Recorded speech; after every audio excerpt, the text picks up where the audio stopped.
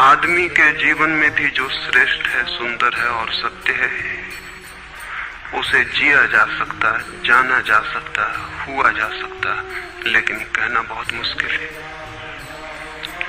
और दुर्घटना और दुर्भाग्य यह है कि जिसमें जिया जाना चाहिए, जिसमें हुआ जाना चाहिए, उसके संबंध में मनुष्य जाति 5-6 हजार वर्ष से केवल बातें कर रही है।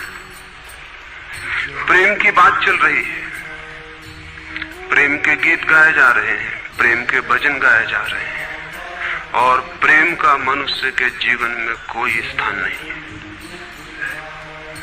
अगर आदमी के भीतर खोजने जाएं तो प्रेम से ज्यादा असत्य शब्द दूसरा नहीं मिलेगा। और जिन लोगों ने प्रेम को असत्य सिद्ध कर दिया है और जिन्होंने प्रेम की समस्त धाराओं को अवरुद्ध कर दिया है, और बड़ा दुर्भाग्य यह है कि लोग समझते हैं वे ही प्रेम के जन्मदाता भी हैं।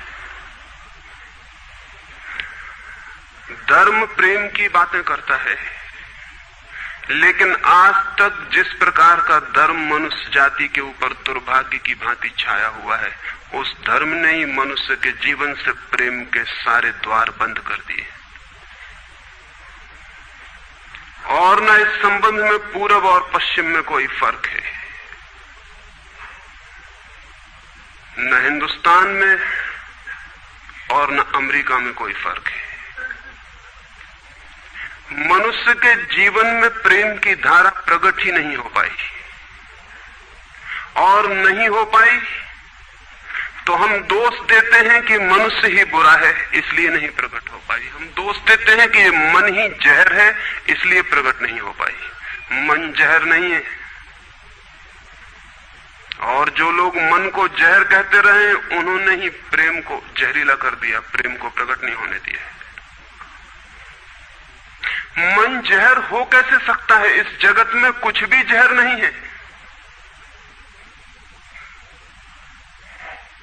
परमात्मा के सारे उपक्रम में कुछ भी विष नहीं है, सब अमृत है। लेकिन आदमी ने सारे अमृत को जहर कर लिया है, और इस जहर करने में शिक्षक, साधु संत और तथाकथित धार्मिक लोगों का सबसे ज्यादा हाथ है।